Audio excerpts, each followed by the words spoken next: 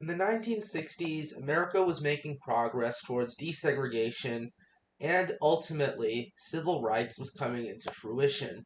However, all of this social progress was at risk in the 1968 election, particularly with the candidacy of Alabama Governor George Wallace. George Wallace campaigned on an end to desegregation, and also campaigned on a promise of law and order and a restore of stability to the streets. However, at the time, this was merely just a racial dog whistle, which was meant to make suburban white voters vote for him. Not to mention the fact that the 1968 presidential election was a three-way race between Hubert Humphrey, Richard Nixon, and George Wallace. Hubert Humphrey campaigned on the continuation of the policies of Lyndon B. Johnson. Richard Nixon campaigned also on the message of law and order, but did not go to the racist extents that George Wallace did. George Wallace went full-on segregationist during the campaign and campaigned entirely on the premise of ending desegregation, as well as bringing law and order to the streets. As you can see here, his campaign stamp literally says law and order on it. So, needless to say, the 1968 presidential election was definitely one of the most unique elections in American history. However, George Wallace's aim in the election was not to actually win outright, as that was virtually impossible given the fact that he did not have any support outside of the Deep South. His goal, instead, was to deadlock the Electoral College and make it so that nobody would have the votes to become President of the United States. Now, if you're unfamiliar with the Electoral College, basically, each state is given proportional representation, and whoever wins the state gets all of the state's electoral votes. There's no direct popular vote in America. However, the Electoral College, in order to win the Electoral College, you don't need just a simple plurality of the electoral votes. You need an outright majority, which means you need 270 out of the 538 electors in the Electoral College. In the 1968 election, Richard Nixon had achieved a majority of electors and was able to win the presidency. However, in this scenario, let's say George Wallace deadlocks the Electoral College. How would that happen? Well, instead of our actual scenario in which Richard Nixon wins the states of Illinois and Missouri, in this case, those states would actually go to Hubert Humphrey, and the state of Tennessee would also go towards George Wallace instead of voting for Richard Nixon narrowly like it did in our own scenario. This itself would be able to bump down the number of electoral votes which Richard Nixon would receive, and ultimately he would not have the votes to become President of the United States of America. If you're curious as to the actual electoral vote count that Richard Nixon would have got, the number of electoral votes that Richard Nixon would have got would be 263 electoral votes. Hubert Humphrey would receive a total of 229 electoral votes. Meanwhile, George Wallace would receive 57 electoral votes.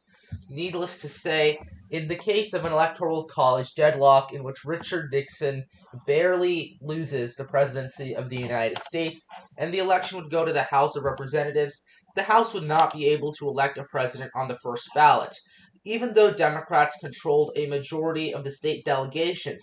And keep in mind, in the case of a contingent election in the House of Representatives, it's not like all of the representatives get to vote on the matter and it's a direct open house vote. Instead, each delegation will confer with each other and they will all vote on who will become the next and each delegation will also receive one vote. And ultimately, whoever wins a majority of state delegations in the House will become the next president of the United States. During the 1968 House elections, Democrats had control of 26 delegations, while Republicans had control over 24. However, in this scenario, it is extremely likely that many delegations that were controlled by the Democratic Party, especially those in the South, would instead vote for George Wallace as president instead of Richard Nixon. And in this case, they would vote for George Wallace instead of their party nominee, Hubert Humphrey, and that would lead to a deadlock in the House of Representatives as well. This is what it would look like. The states of South Carolina, Georgia, Alabama, Mississippi, and Louisiana would all vote for George Wallace rather than Hubert Humphrey, while all of the other states in blue would go to Humphrey and all of the states in red would go to Nixon. Meanwhile, the states of Oregon, Montana, Illinois, Tennessee, Virginia, and Maryland would be unable to pick a nominee for president because of the fact that they were deadlocked, meaning they were split evenly between Republicans and Democrats. The state of Virginia was not split evenly, and Democrats had a slight majority there. However, one or two Democrats from that state would vote for George Wallace rather than Hubert Humphrey, and that would lead to that state being deadlocked. As for the state of Nevada, this is actually an interesting case, as the Democratic representative there, Walter Bering, did not like Hubert Humphrey, and he was actually almost as conservative as the Democrats from the South were. And I don't think he would support George Wallace because that would essentially be political suicide in the state of Nevada. He would probably instead actually vote for Richard Nixon, who actually won the Electoral College vote, who actually won the state of Nevada. So needless to say, 19 delegations would go for Nixon, 19 would go for Humphrey, and 5 would go for Wallace, and 6 would be deadlocked. So after the first ballot in the House of Representatives and the House would be unable to elect a president, it would be pretty clear who, out of the two presidential nominees, would be more willing to strike a deal with George Wallace. Yes, that's right, it's Richard Nixon. However, I still don't think that Nixon would immediately seek out a deal with George Wallace. Nixon and Hubert Humphrey did in fact get along pretty well, and Nixon actually liked Humphrey more than he liked Wallace, and it is possible that Nixon would attempt to strike a deal with Humphrey. Ultimately, Nixon would be much more willing to strike a deal with Humphrey than he would be with George Wallace. And the provisions of this deal between congressional Democrats as well as Richard Nixon would include maintaining the Great Society, as well as including more liberal justices on the Supreme Court. Earl Warren had retired around the time of the Nixon presidency, as well as 2 other Supreme Court justices, and Nixon was able to fundamentally shift the court towards the right.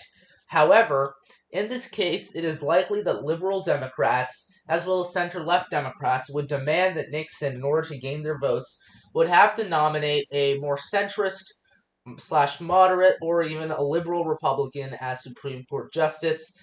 However, Nixon would in fact be reluctant to agree to this, as 2 of his nominees in our own scenario were in fact conservatives, very conservative, and were actually from the South and had previously supported segregation and opposed civil rights. Not to mention, there's also the former Chief Justice of the Supreme Court, who Nixon actually had nominated in our current timeline, and in this case, there would be no way he would be allowed to nominate Rehnquist, given how conservative he was. Nixon would have no choice but to refuse this, given how conservative Republicans in the House of Representatives, especially those aligned with Barry Goldwater, would react to fury if Nixon were to adopt this kind of deal with Democrats.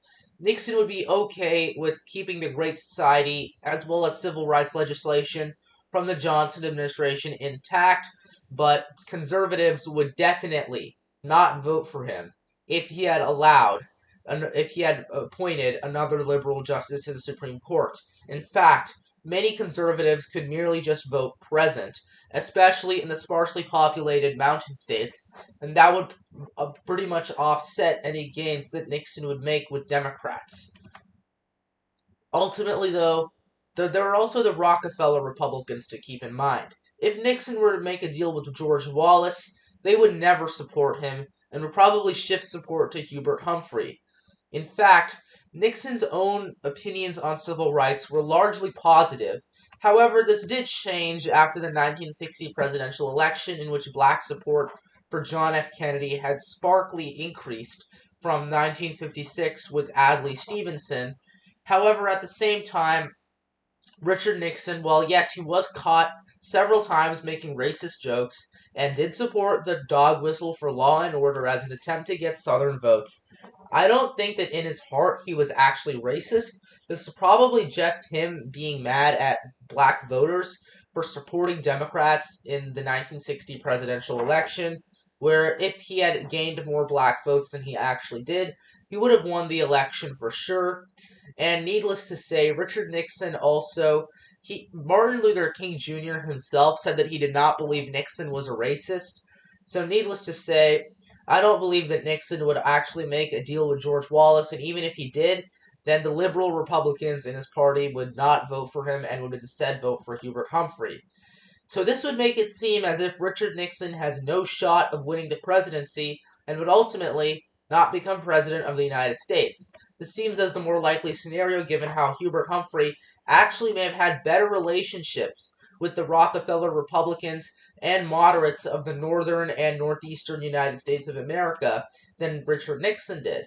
However, this is not the case, and a scenario in which Nixon would not become president and Humphrey would be elected is very unlikely, given the fact that the Republican Party at this time was much more unified than the Democratic Party was, and imagine how it would look for congressmen to vote for Hubert Humphrey instead of Richard Nixon and knowingly backstab their own nominee for President of the United States. That would not be a good look at all, and voters, especially Republican voters, would react with fury towards it.